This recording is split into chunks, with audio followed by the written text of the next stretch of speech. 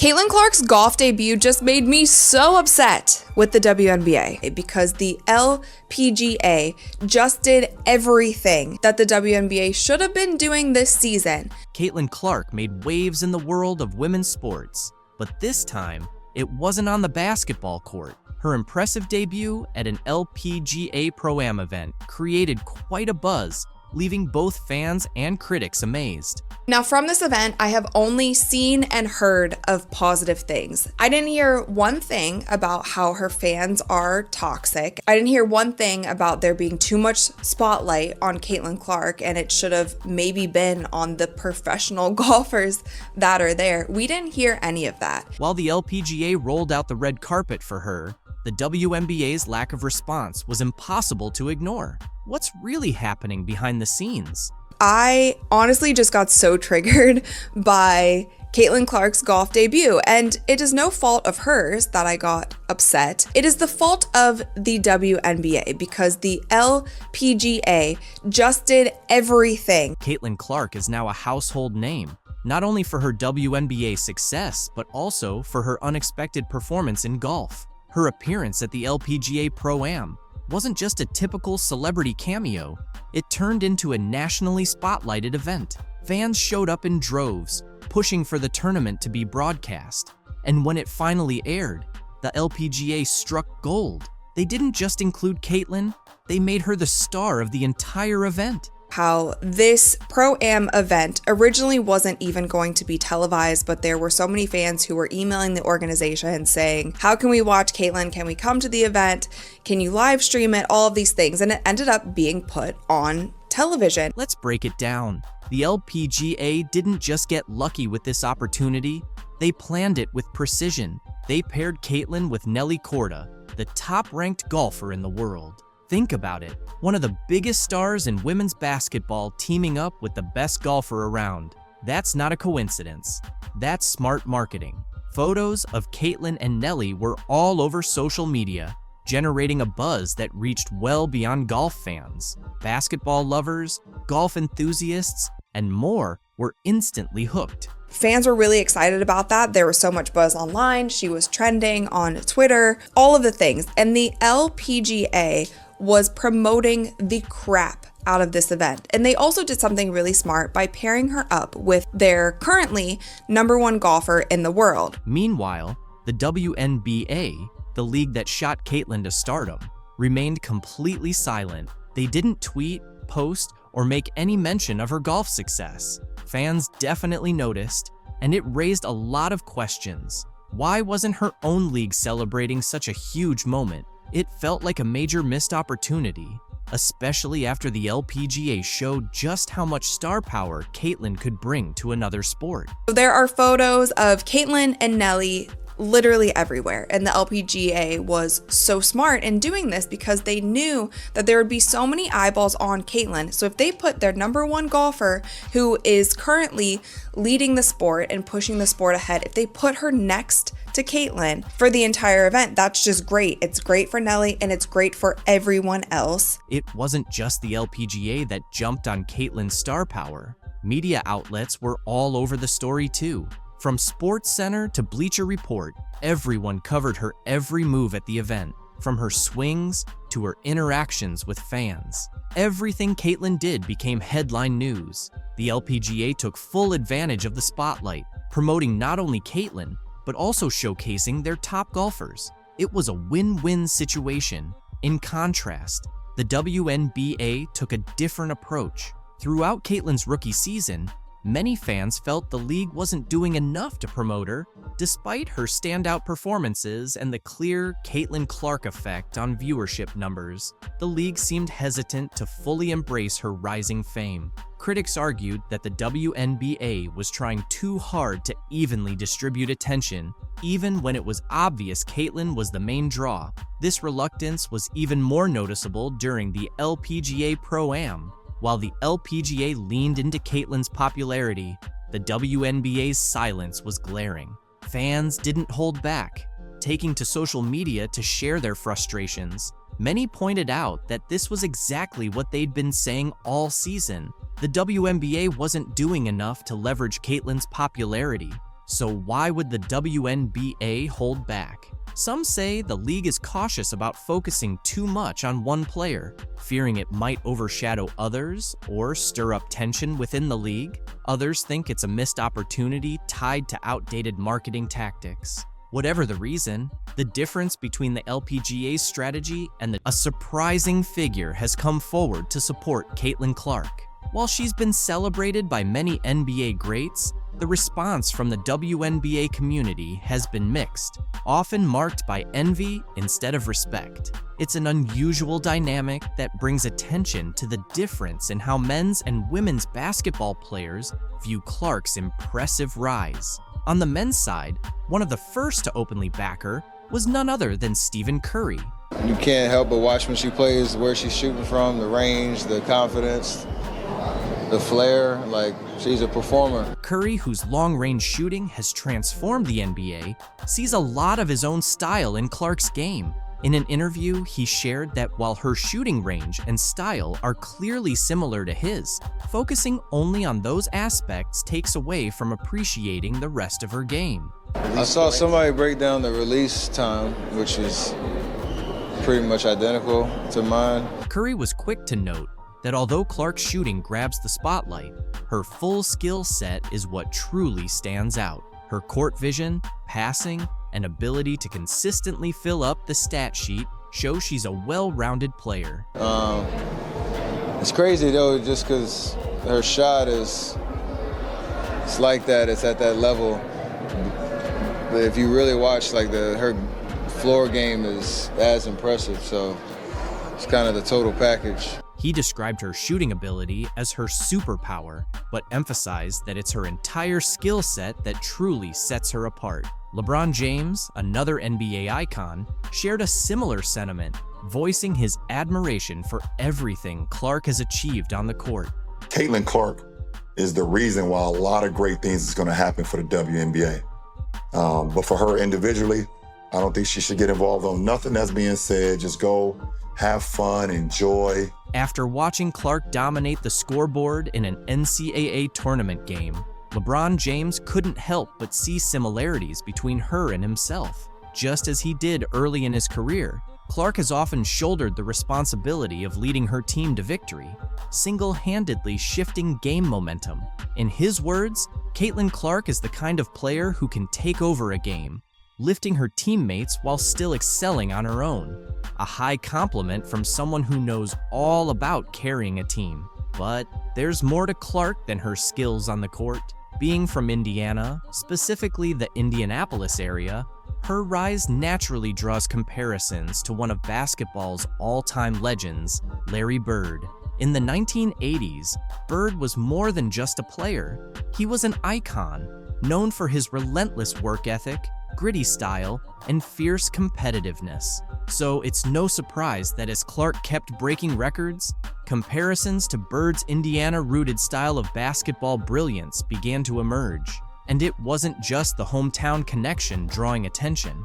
Magic Johnson, Bird's longtime rival, also spoke about Clark's impact, comparing her budding rivalry with Angel Reese to his own storied battles with Bird in the 1980s. Johnson pointed out that while rivalries can get intense, they also raise the level of the game and draw more fans to the sport. We have to understand that both Caitlin, Angel, and Brink, who plays for my Sparks, they made the WNBA better. They're going to be tested by these incredible women who've been in the league for a long time. Caitlin is the most popular WNBA player, but she's not the best at this time. Just like Larry and I were not the best when we entered the league. We became the best later on by our play. Caitlin still has to play great to become the best WNBA player. In Johnson's words, Caitlin and Angel have brought back that classic spirit of basketball, where everyone's eagerly watching to see what'll happen next. It's like Larry and me all over again, he said. And now, Larry Bird himself has finally spoken up about Clark. Though he's been mostly quiet on the topic until now, Bird recently offered her some advice as she faces rising criticism both on and off the court. He urged her to keep her focus, reminding her that while critics will always be around, they won't stick. What you're doing now, Bird told her, is going to be remembered forever. The people tearing you down, they'll fade away. This is a place where players can come and get better and be surrounded by an organization that supports you. They're going to have everything they need to be successful. So the Indiana Fever are about to make a huge move in WNBA history. They're not just aiming for one star player, not even two. They're targeting 10 game-changing free agents who could make them serious title contenders. You might be wondering, how can they afford all that talent? Well, that's where you're mistaken. The Fever have a secret weapon, Kelly Krauskopf. She's back with the team this year, and she's got a bold vision. Kelly's not here to play it safe. She's here to get things done. I know the free agent situation in the WNBA, but are you in a position where you can add some pieces? yes, we are. We're definitely in a position. And I would think that if you are a smart basketball player and you watch the way she plays, you would want to play with her. With her vast network and resources, Kelly is determined to make Indiana the hottest spot in the WNBA. Her strategy is bold, and it's already catching everyone's attention. You won't believe the plans she has in store to turn the Fever into a true powerhouse. You know that moment in a movie when the two main characters finally join forces, and you just know you're about to see something incredible? That's the vibe right now, because Caitlin Clark and Kelsey Mitchell are about to team up for the Indiana Fever. Good thing for women's basketball. I'm playing alongside this kid, so it makes everything, a little bit more dramatic, and like the people are coming out to see this person. So we just do what we can. We embrace it. I'm pretty sure our organization can feed off of it. Let's take a moment to focus on Kelsey Mitchell. Did you know she averaged 19.2 points per game last season? That's not just impressive. That's all-star caliber. And it's not like she had just a few good nights either. After the Olympic break, Mitchell went on a scoring spree, putting up 20 or more points in 7 straight games. Imagine trying to guard someone that reliable. Now, think about Mitchell teaming up with Caitlin Clark. We're talking about two of the top shooters in the game coming together. How are defenses supposed to handle that? Clark's college numbers are through the roof, and her knack for setting up her teammates is incredible. With Clark's playmaking skills and Mitchell's scoring, this could be the most exciting backcourt the WNBA has ever seen. Because Kelsey Mitchell said basketball is a language and you have to get on the same page. Me and Caitlin like to play fast and up-tempo, and I'm always going to align based on how she's playing and how she's going. Here's where things get really interesting. Kelsey Mitchell is a free agent right now.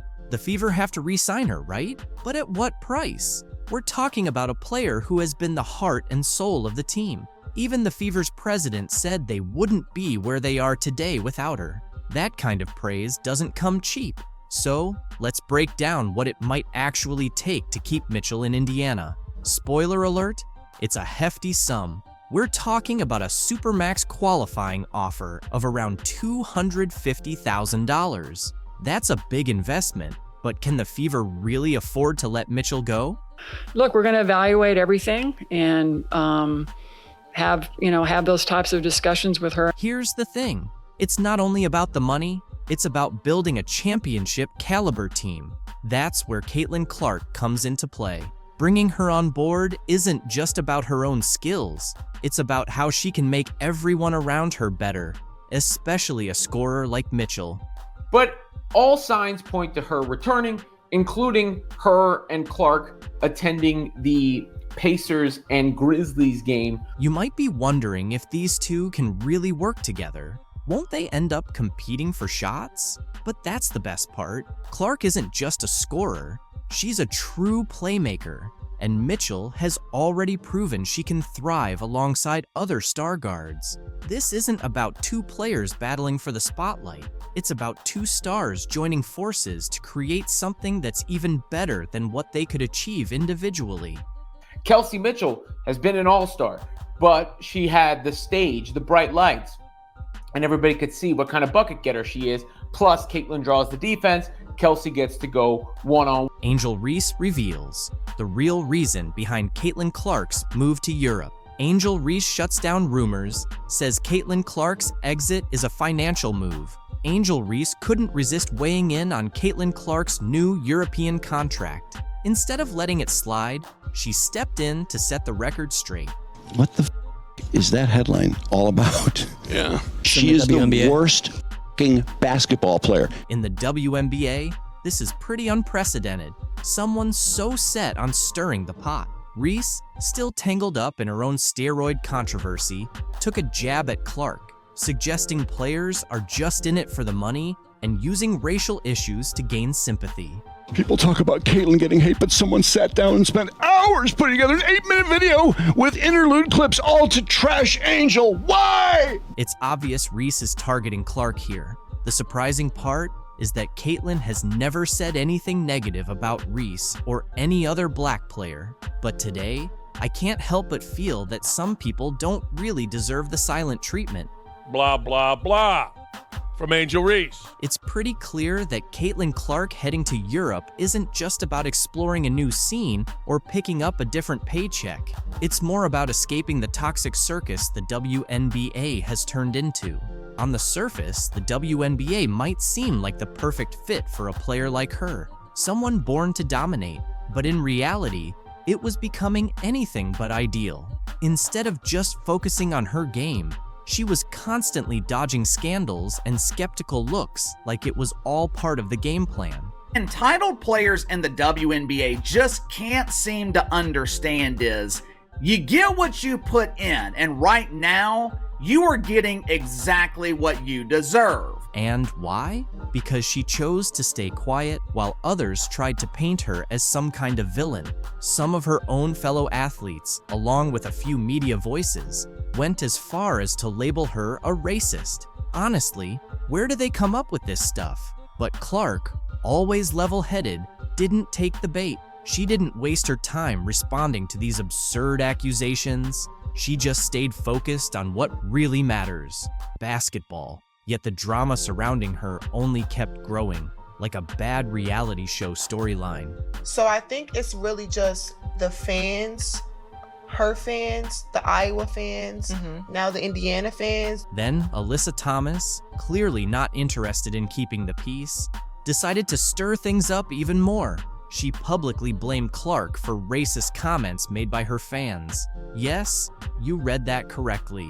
Thomas somehow figured that Clark should be responsible for the words of random people in the stands. I think in my 11-year career, I've never experienced the racial comments from the Indiana Fever fan base. Ridiculous, right? This wasn't even about anything Clark did or said. Nope, Thomas seemed more interested in redirecting attention away from her own struggles. She bundled up her frustrations, jealousy, and whatever else was going on inside, wrapped it in an accusation, and tossed it right at Clark. And then she had a press conference where she cried and everybody's so mean to me. Well, she's continued the stupidity. I mean, she cheered on her teammate as she shoved Caitlin Clark, knocked Caitlin Clark in the head, and a bunch of other stupid stuff. The thing is, Caitlin didn't have to do anything wrong to end up as a target. The love she was getting from fans, her name popping up in every highlight reel and headline, that alone was enough to spark jealousy in the WNBA. And it wasn't just random trolls online, it was some of the very players she shared the court with.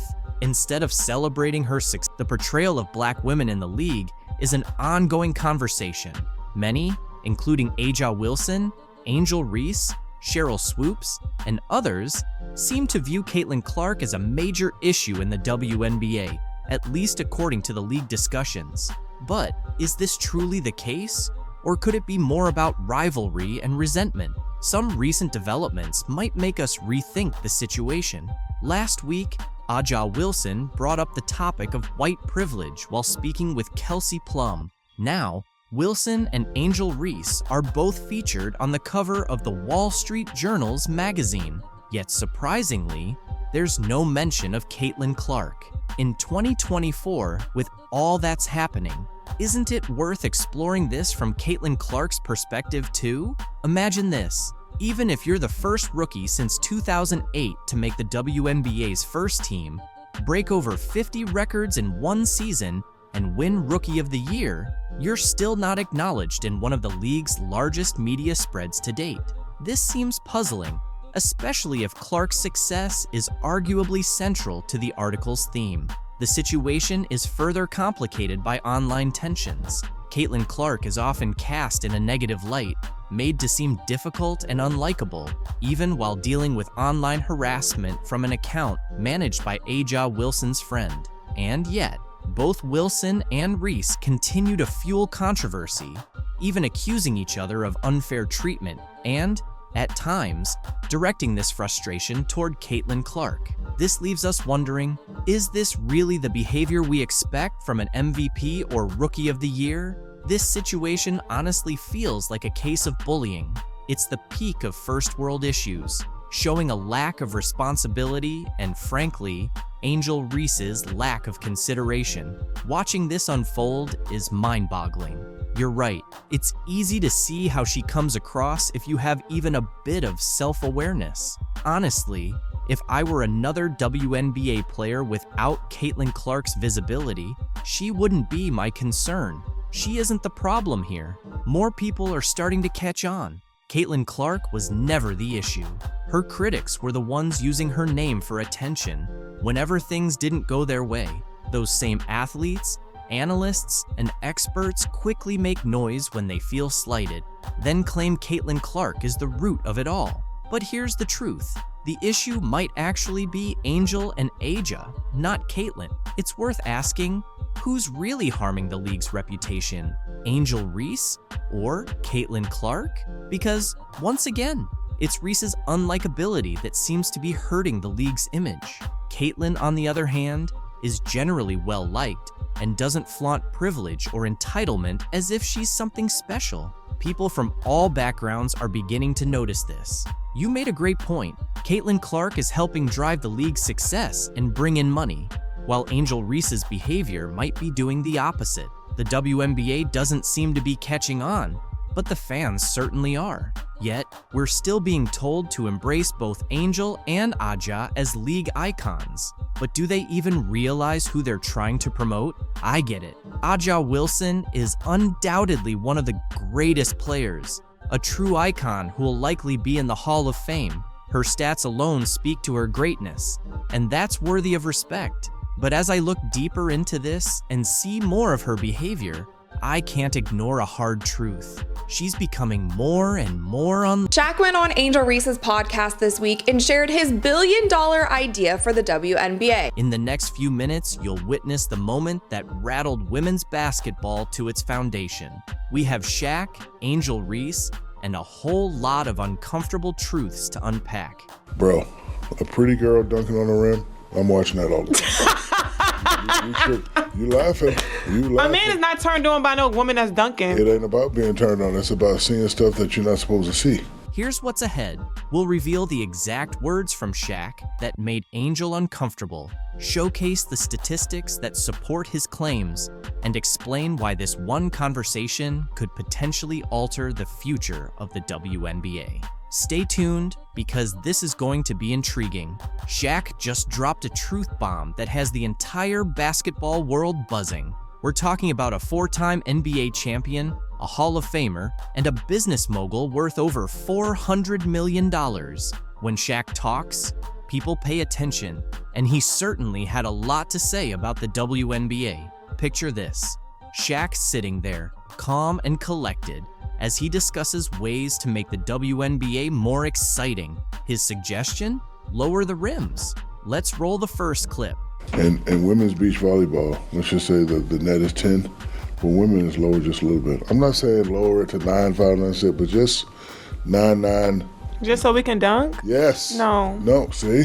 And I hate when men say that. But listen, that's the only difference. People always disrespect women regardless. They're always going to not give us the same value as a man. So I just don't even think that. And that's why you got to do what you've been doing. Go take the Yeah. I'm telling you now, if you lower that thing to 99999. And what's going to happen? All right, tell me, the money going to go through the roof? Yeah. Not all the way down to the ground, of course, but just enough to change the game. He's suggesting lowering the rim to about 8 to 10 feet below the standard height. Why? So we can see some dunks naturally.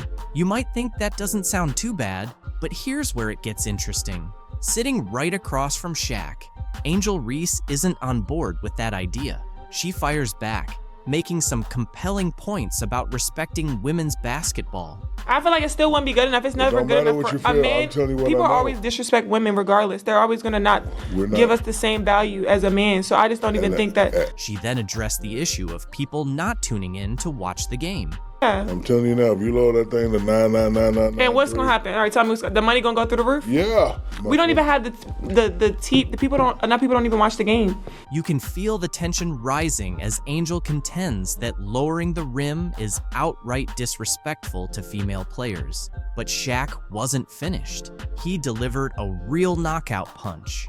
We don't even have the people don't even watch the game. Because I don't want to use the B word. Unless it's certain people playing. It's like you're watching like a high school game. He looked Angel in the eye and compared the WNBA to high school basketball. Yes, you heard that correctly. Shaq stated, and I quote, "It's like you're watching a high school game."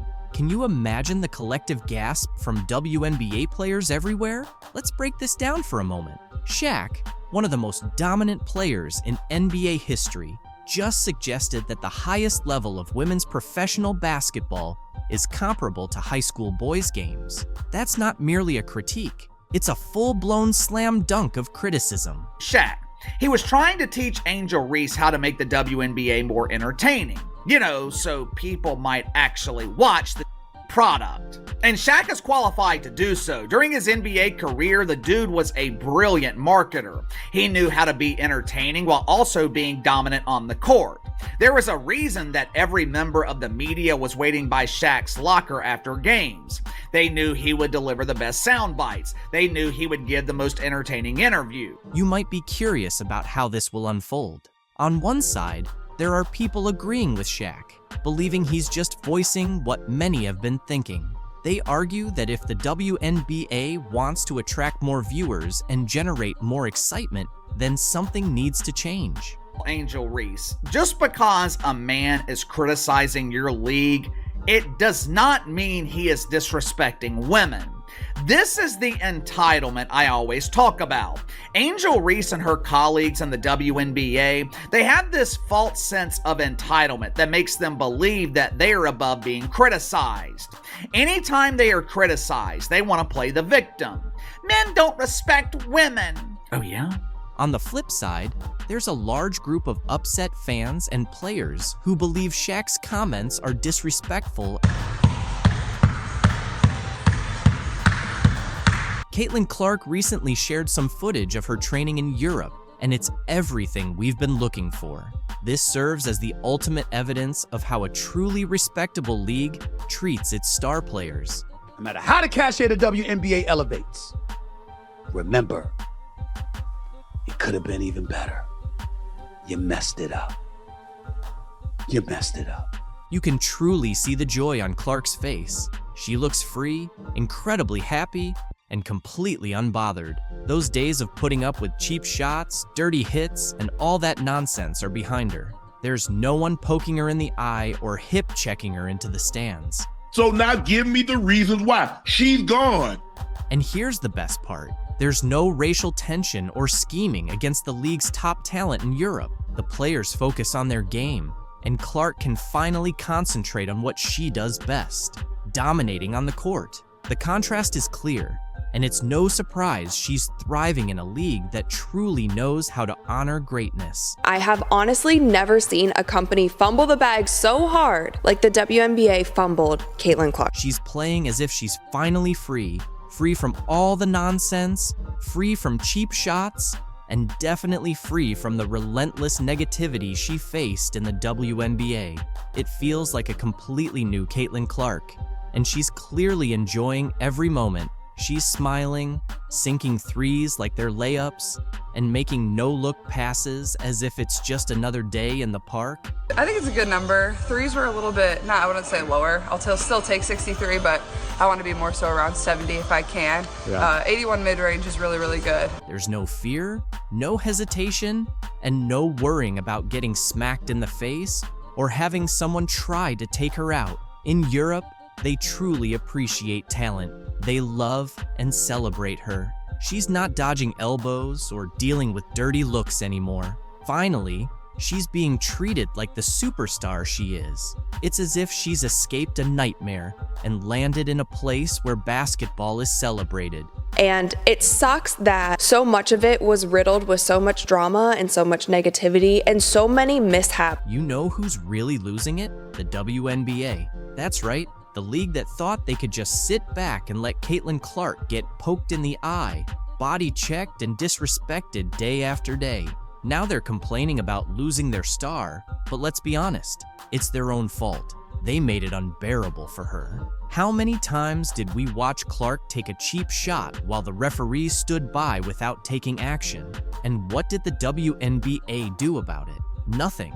They allowed it to happen repeatedly. Like we talked about in our locker room after the game ended, where obviously people were pretty disappointed in the outcome. Here's the thing. In Europe, they don't have that kind of drama.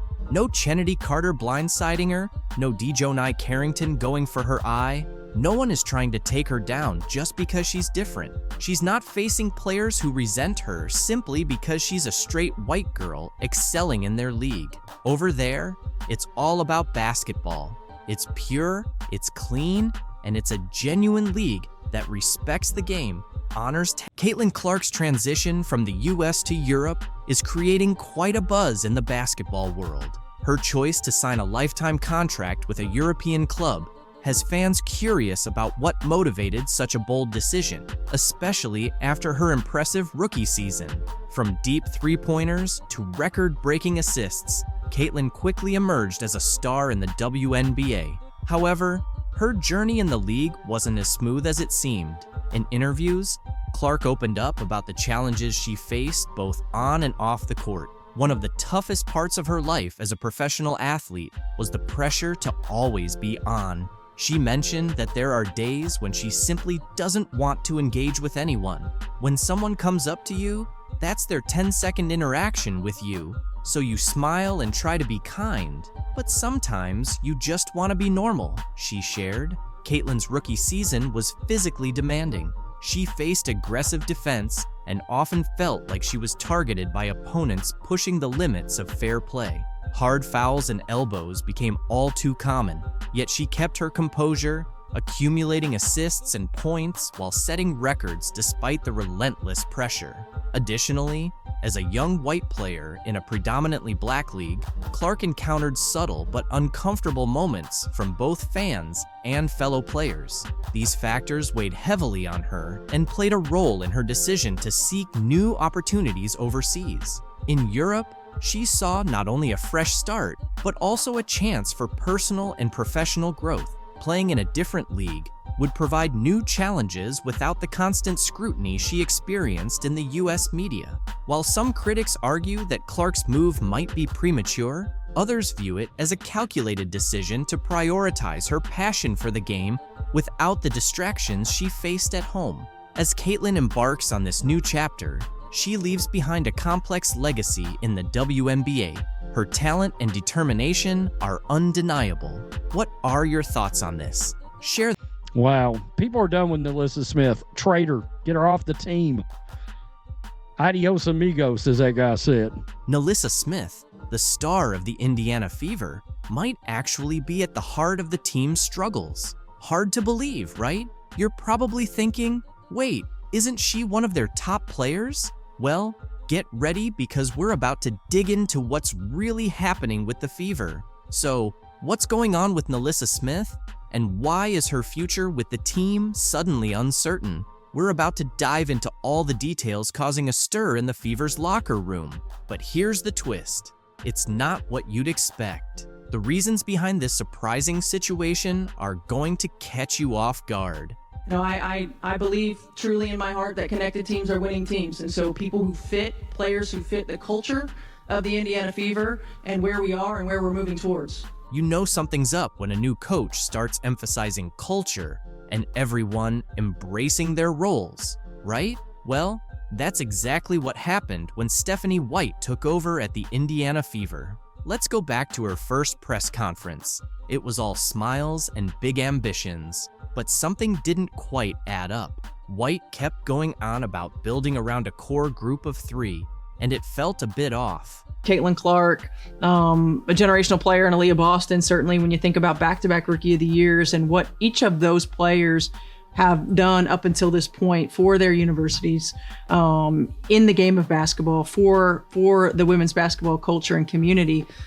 It's unprecedented. And to be able to work with those guys and Kelsey Mitchell, who I think has weathered the storm of Indiana Fever basketball, and I felt like had the best year of her career, this year. And really, when you think about teams, you think about a core three, right? You think about a big three, and to be able to work with that big three. But wait a minute. Where does NaLyssa Smith fit into all of this? You'd expect a former number 2 overall pick to be front and center, right? But no, Smith's name didn't even come up. You might be thinking, maybe she just forgot to mention Smith. But let's be real, this is a player who was supposed to be the future of the franchise.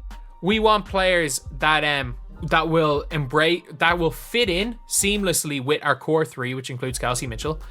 We want players to fit in seamlessly with the core three. We want players that will play a role and will embrace their role. And we want players that will fit in with the culture and the team. The new coach kept emphasizing words like unity and commitment. Pretty subtle, right? It felt like she was sending a message without saying it outright. But White didn't stop there. She kept talking about what she wants in a player. She made a point of saying that success isn't just about individual talent. It's about a team's willingness to go to battle together every single day. Is it just me? Or does that sound like she's taking a direct shot at someone?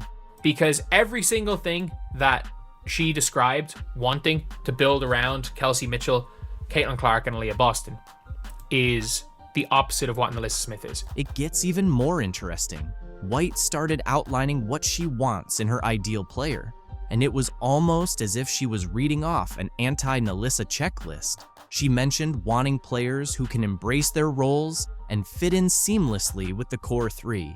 Ouch, that's got to sting if you're Smith, right? Well, it's becoming pretty clear that White's vision for the Fever's future doesn't seem to include Smith. She's focused on building a team of players who are fully committed to each other and the franchise's long-term goals. And let's be honest, with all the drama surrounding Smith lately, it's tough to see how she fits into that picture. To another level. You've got incredibly talented players right here in Caitlin and Aaliyah and Lexi, a team that was incredibly fun to watch, very tough to game plan against. So I'm glad I'm going to get to work with you guys, work with you ladies, instead of having to think about... I just hope y'all know, the WNBA don't pay my bills at all. I don't even think that pays one of my bills. So I don't know if she's complaining or just stating. Angel Reese faced heavy criticism from experts after her recent complaints about her WNBA salary not being enough to cover her rent. Apparently, she's struggling on her $73,000 salary, claiming it doesn't stretch far enough to pay for her extravagant $8,000 monthly rent, as if she's living paycheck to paycheck. I am sympathetic to that, but yeah, sports needs villains. I don't have a problem with it. She makes the WNBA more interesting. Reese, regarded as the league's most pampered player, appears to believe she deserves a salary increase, especially since it's been a while since she found herself in another scandal. And now, it looks like we're back to the same situation again. Number one complaint this offseason in the WNBA would be the incessant whining about their minimum wage salaries. I mean, who could have possibly... What exactly are you asking for more money for, Angel? You played less than 10 games this season, while Caitlin Clark put in the effort through 38. You're attracting a crowd of 7,000 fans per game. I am sympathetic to that, but yeah, sports needs villains. I don't have a problem with it. She makes the WNBA more interesting. And somehow, you expect to earn paychecks on the level of LeBron James? Let's be honest, it seems like you're more focused on your image than the game itself. Angel Reese, who calls herself the face of the WNBA, is acting as if life is incredibly unfair to her. She's making a WNBA salary of $73,439, but still has the audacity to complain that it doesn't cover her $8,000 monthly rent. Now these complaints are coming from the star. That's right. She's living in a place that costs $96,000 a year and then wonders why her finances don't make sense. I mean, how out of touch can you be? It's almost like she's forgotten basic math. Spending $8,000 a month isn't just rent, it's a lifestyle choice. The average person in Chicago, where rent is around $2,000, would be laughing in disbelief at these complaints. Most people can't afford to spend their entire paycheck on a luxury apartment and then complain about it. Yet here, we have Angel Reese playing the victim while the rest of the WNBA is out there hustling just to get by. The audacity is off the charts. He pays them bills, baby. I just hope y'all know the WNBA don't pay my bills at all. I don't even think that pays one of my bills. Literally. I'm trying to think of like my rent for where I stay at. Let's not even dive into her financial choices. With all the money she's making from endorsements, sponsorships, and her podcast, you'd think she would realize that renting an overpriced place isn't the smartest decision. But instead of making wise financial moves, like buying a house or investing, she seems to be spending money faster than most people can earn it. What's her plan exactly? Is she just waiting for a magic fairy to come and solve her problems? I don't even know what to say. Does it really? You don't even...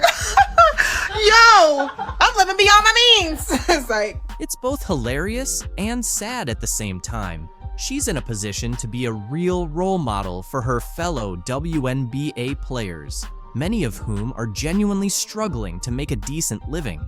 They don't have million-dollar endorsement deals rolling in. They rely on their league salaries and are barely scraping by.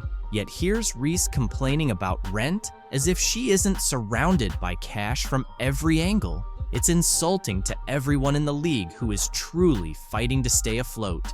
Playing this off-season in the WNBA would be the incessant... Caitlin Clark presented in Europe after record-breaking WNBA season. From the sounds of this interview, it seems like she's probably going to make more money overseas in EuroLeague than she did during this WNBA season. The commissioner told her that she could make $700,000 playing in the WNBA. The EuroLeague just made it official. Caitlin Clark is heading overseas, and now the WNBA is buzzing over the contract details. It's clear that while Clark is about to make waves in Europe, Kathy Engelbert and the WNBA execs are probably sweating it out. Without Clark, they're likely heading back to that familiar spot of irrelevance they were stuck in before she came along and gave people a reason to tune in.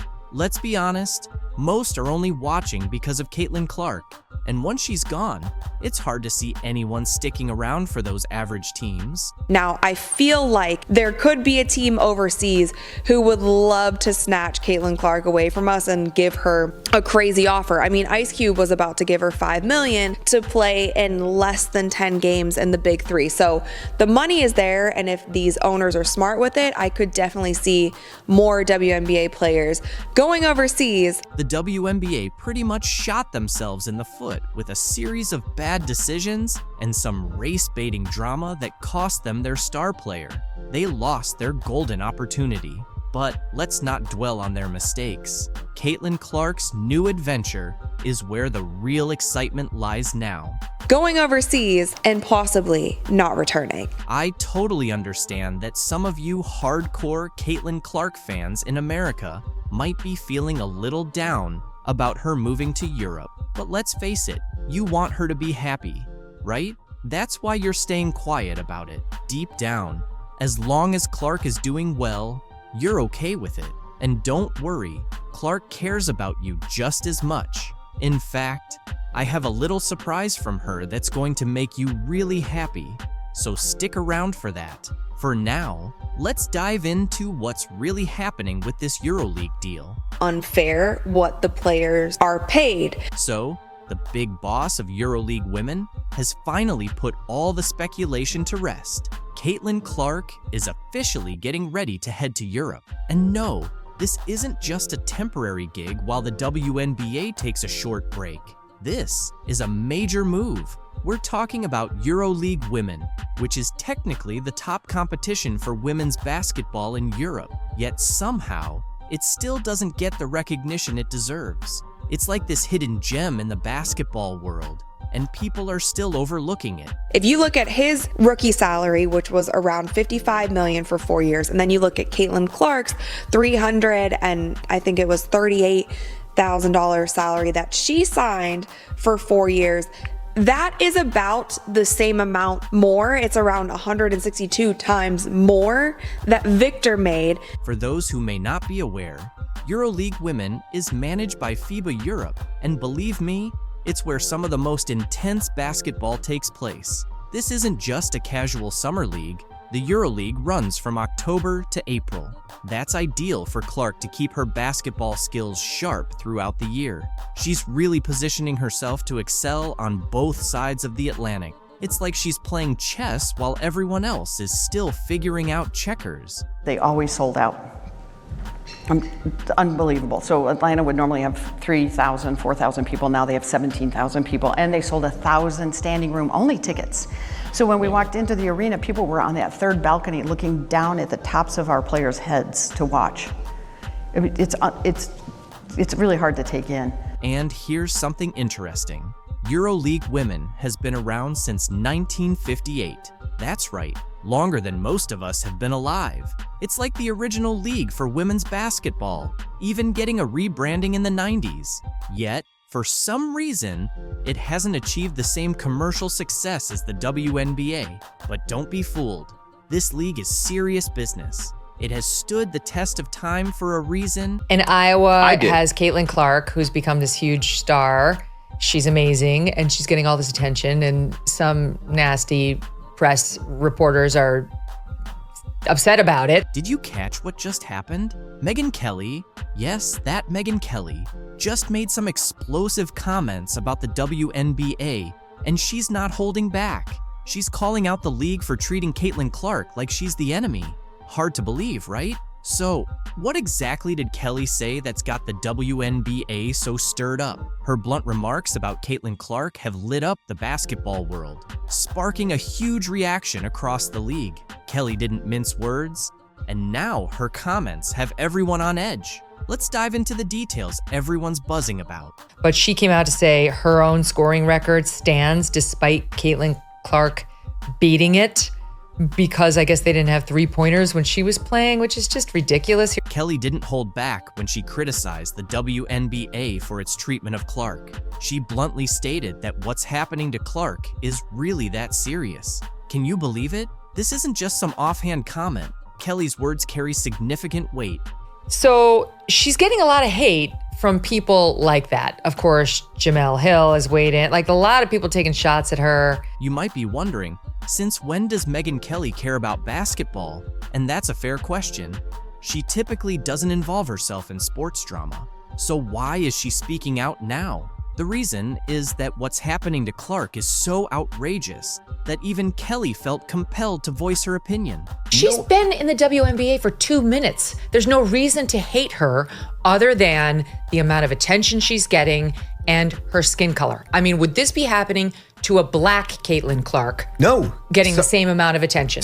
This is where things really heat up. Kelly revealed that some players are actively targeting Clark on the court. She's not referring to just tough defense or regular competition. She's saying that Clark is experiencing outright abuse. And get this, she claims the league is allowing it to happen. How wild is that? And it's resulted in physical alterations on the court that don't get called as fouls, that the girls then deny were intentional.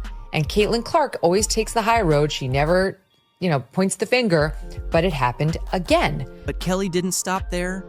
She linked Clark's treatment to larger issues in women's sports. You know how Clark has been in the spotlight a lot recently? Well, Kelly made a shocking statement saying that. Many black women inside the WNBA are resentful that this white woman came in and is getting all this attention. That's a serious accusation, and it stirred up strong reactions on all sides. Kelly isn't just referring to fouls and rough play. She's claiming there's a significant amount of racial tension simmering beneath the surface of the WNBA. She believes Clark is right in the thick of it all. The people weren't going, Jake, because they were homophobic, racists. That's why the other girls resent Caitlin getting attention, because she's not. black. You might be asking yourself if Kelly is correct about all this. That's the million-dollar question. One thing is certain, though. Her comments are prompting everyone to seriously examine what's really happening in the league. Kelly believes that Clark is turning the sport into something mainstream. And if that's the case, it seems not everyone is pleased about it. These are the highest ratings in more than 10 years. And it is 100% because of Caitlin Clark. Those are regular NBA ratings. Like if you get a couple million people watching an NBA game, you're pretty happy as a network guy. She is the Michael Jordan. Like I know you're not a major basketball Him, I know. but she is the Michael Jordan of female basketball. Every single player in that league, every single coach, manager, janitor, anyone who has anything to do with that league should be bowing at the altar of this woman. She is transforming the sport into something mainstream, which is what the WNBA was set out to do, and I think it started in 1994 or 1995. This isn't just some drama. It's a major earthquake rocking the WNBA. And believe me, we're only witnessing the initial tremors. The aftershocks from Kelly's bombshell are going to be felt for a long time.